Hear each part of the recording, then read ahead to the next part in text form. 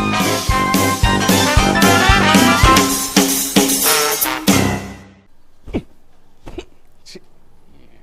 బతుకులు మొగుళ్ళు కన్నాడం పడి సావడం మెలగలుగుతాయి ఎక్కడ చచ్చిపోతా ఉన్నావా. నమస్తే మావా.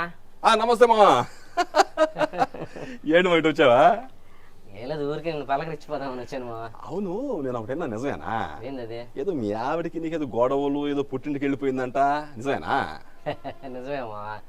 అది నన్ను నానా మాటలు తిట్టింది మావా.